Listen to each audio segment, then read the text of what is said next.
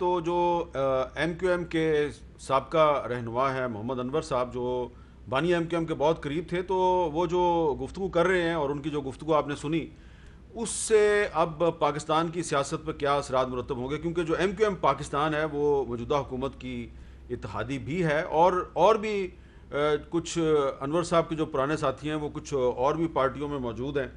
تو یہ سارا جو معاملہ ہے اس کا کچھ ایک صرف سیاسی نہیں، قانونی پہلو بھی ہے. تو اس پہ گفتگو کے لیے ہمارے ساتھ موجود ہیں جناب سینیٹر ولید اقبال صاحب، جو کہ چیئرمین قائمہ کمیٹی برائے دفاع ہیں، جناب سید قلب حسن صاحب جو سپریم کورٹ بار ایسوسیشن کے صدر ہیں، ان سے کچھ اور معاملات میں بات کرنی ہے، اور جناب احسن اقبال صاحب جو مرکزی سیکرٹری جنرل ہیں مسلم لیگ نون کے، اور اس وقت انہوں نے اپنے آپ کو کوارنٹائن کیا ہوا ہے اور امید ہے کہ بہت جلد ان کا رزلٹ جو ہے وہ نیگیٹو آ جائے گا. ولید اقبال صاحب، آپ تو انٹرنیشنل لاء کو بھی جانتے ہیں، تو انور صاحب جو ہیں جن کے بارے میں یہ پاکستانی عدالت نے فیصلہ دیا ہے کہ اور ان کو کہا ہے کہ وہ انوالو ہیں ڈاکٹر عمران فاروق کے مرڈر میں، اب وہ بیٹھے ہوئے ہیں لندن میں اور وہاں سے وہ یہ کہہ رہے ہیں جناب کہ میں پاکستانی اتھارٹیز کے ساتھ تعاون کے لیے تیار ہوں. تو کیا وہ کوئی وعدہ معاف گواہ بننا چاہ رہے ہیں؟ اس کا جواب تو میرے خیال وہ خود ہی دیں گے. آپ سے تو ان کی گفتگو ہوئی ہے جو میں نہیں سن سکا ابھی، کیونکہ میں ابھی انتظار میں تھا آپ کے اس باقی حصے کے شروع ہونے کا. لیکن یہ ضرور ہے کہ ایک تو یہ کہ جو ججمنٹ ابھی آئی ہے 2-3 روز قبل، اس میں کنوکٹ تو وہ 3 افراد ہی ہوئے ہیں جن کے نام کچھ اور ہیں اور وہ جن کو سزا بھی ہوئی ہے.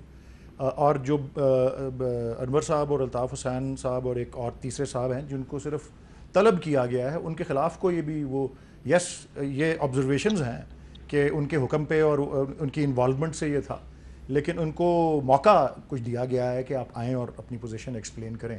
تو ان کو مفرور قرار ضرور دیا گیا ہے، لیکن ابھی جہاں تک میں نے دیکھا ان ایبسینشیا ان کی کنوکشن نہیں ہوئی. اچھا قلب حسن صاحب، یہ بتائیں کہ انور صاحب ایک برٹش نیشنل ہیں پچھلے 35-40 سال سے، تو کیا پاکستانی گورنمنٹ ان کو لا سکتی ہے پاکستان؟ میرا خیال ہے جی کہ اگر یہ کرائم ان پہ ثابت ہو گیا، عدالت نے کر دی ہے، تو یہ تو پھر جو ایمبیسیز کے تھری اپنا یہ بالکل اس کو لا سکتے ہیں. اور ایک کرائم جو ہوا ہے وہ تو ایک پاکستانی سٹیزن کا ہوا ہے نا، تو اس لیے ان کو وہ کہتے ہیں جناب کہ سارا ہر معاملہ جو ہے وہ میرے پہ ڈال دیا جاتا ہے. تو جو کراچی میں لوگ بیٹھے ہوئے تھے وہ کس مرض کی دعا تھے؟ تو پھر جو کراچی میں بیٹھے ہوئے لوگ تھے ان میں سے بہت سے لوگ اب اس حکومت کے اتحادی بھی ہیں، تو ان کے لیے مسئلہ نہیں پیدا ہوگا؟ دیکھیں یہ تو پھر ججمنٹ کی بات ہے کہ ججمنٹ کدھر جا رہی ہے اور کس کو انہوں نے جو ہے نا گلٹی قرار دیا ہے. اس کے لیے وہ اگر وہ اپیل ہے تو وہ کریں کہ ان میں سے یہ پوائنٹ اٹھائیں. لیکن یہ کہہ دینا جی کہ یہ سارا کچھ مجھ پہ ڈال دیا اور فلاں بچ گیا ہے، تو یہ تو ایک نئی بات آ جاتی ہے. اس کو یہ اس ٹرائل میں ان کو کرنا چاہیے تھا، ادھر جواب دینا چاہیے. احسن اقبال صاحب، آپ پاکستان کے وزیر داخلہ رہے ہیں، یہ بتائیے کہ انور صاحب کہتے ہیں کہ ایم کیو ایم کو انڈیا سے پیسے ملتے رہے، اور انہوں نے یہ بھی کہا ہے کہ ندیم نصرت صاحب اور انور صاحب انڈین ڈپلومیٹس کو لندن میں ملتے تھے تو اس میں بھی پیسوں کی بات چیت ہوتی تھی. ایک کھلی سٹیٹمنٹ دے رہے ہیں، وہ کہہ رہے ہیں یہ 1993 اور 94 میں یہ ملاقاتیں ہوئی ہیں. جب آپ وزیر داخلہ تھے تو آپ نے کوئی اس طرح کی باتیں آپ کے علم میں آئی تھیں ایم کیو ایم کے حوالے سے؟ جی حامد، شکریہ.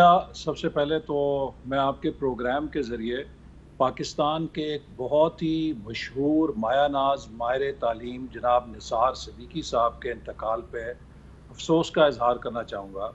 وہ آئی بی اے سکھر کے وائس چانسلر تھے، اور پاکستان کے اندر میں سمجھتا ہوں جو ان کی خدمات ہیں اس کا کوئی پیرلل نہیں ہے، اور اندرون سندھ کے لیے وہ ایک سرسید کی شخصیت رکھتے تھے. تو میں سب سے پہلے چاہتا ہوں کہ ان کی اس لاس آف جو لائف ہوئی ہے اسے قومی میں نقصان سمجھتا ہوں، اور ان کے لیے دعا کرنا چاہتا ہوں اللہ تعالیٰ ان کے درجات بلند کرے، اور جو وہ آئی بی اے سکھر اور کمیونٹی کالجز کی صورت میں ورثہ چھوڑ گئے ہیں وہ اسی طرح پھلتا پھولتا رہے.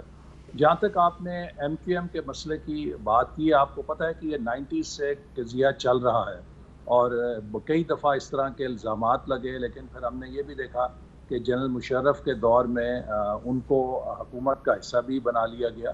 تو اگر کسی بھی سیاسی جماعت کے خلاف یا کسی بھی سیاستدان کے خلاف یا کسی بھی گروہ کے خلاف اگر کوئی چیز ہے، تو میرے نزدیک طریقہ اس کا یہ نہیں ہے کہ ہم میڈیا ٹرائل شروع کر دیں، اگر ریاست کے اداروں کے پاس، حکومت کے پاس کوئی ثبوت ہے تو اس کا ایک ریفرنس بنانا چاہیے اور اسے عدالت کے سامنے پیش کرنا چاہیے.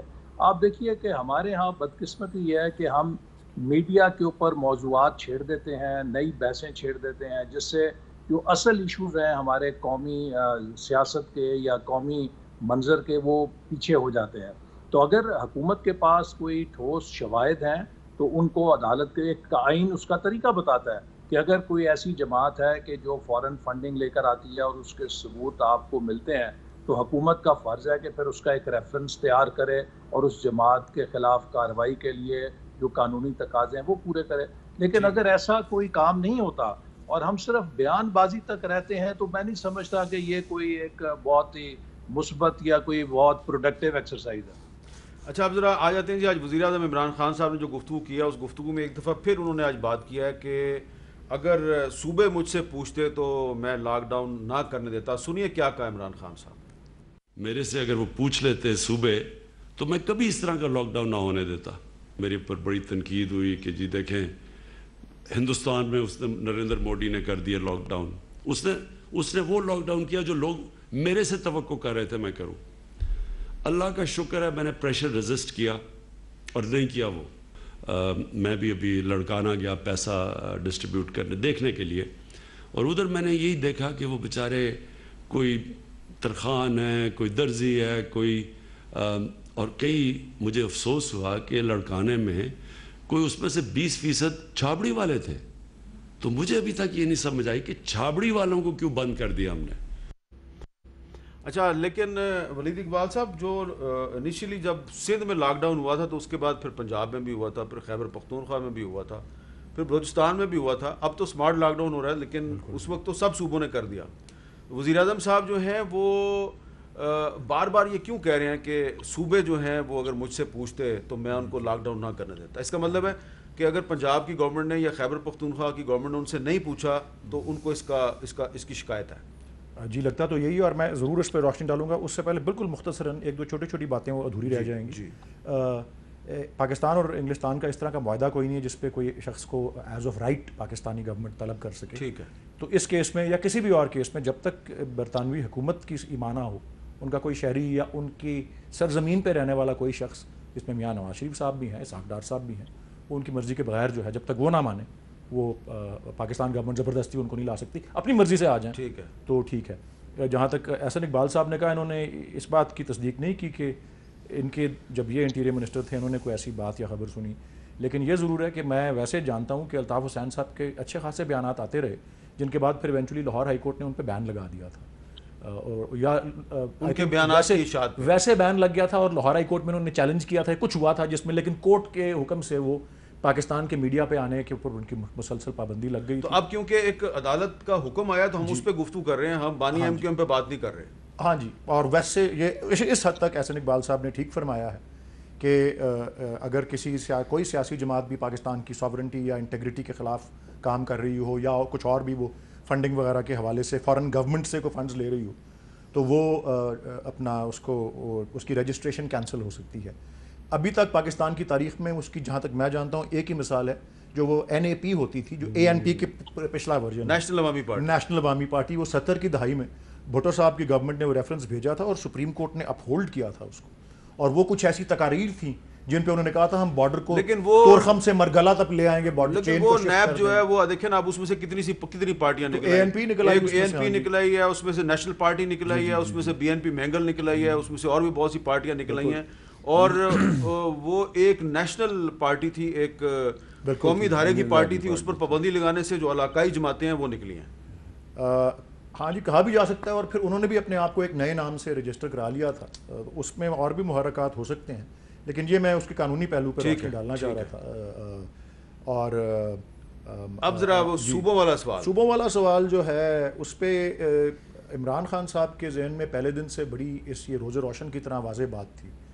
اور اگر انہوں نے یہ لفظ استعمال نہیں بھی کیا تو میرے خیال وہ کہنا یہی چاہ رہے تھے اور مسلسل یہی کہنا چاہتے ہیں کہ لاک ڈاؤن کا جو تصور ہے اور جس کو آپ کلی یا کامل لاک ڈاؤن کہتے ہیں، وہ پاکستان کیا وہ دیگر ممالک کا بھی اب تجربہ یہی آ رہا ہے، وہ سسٹینیبل نہیں ہے. یا کتنا سسٹینیبل ہے، کس طرح کر سکیں گے. یس شروع میں 1-2 ہفتے کچھ کیا گیا اور وہ سلسلہ تھا، لیکن جس طرح وہ کہہ رہے ہیں کہ صوبوں کا اگر مجھ سے پوچھ لیا ہوتا تو یس وہ پنجاب کا بھی وہ اور اس کا سندھ کا دونوں کا ذکر کر رہے ہیں.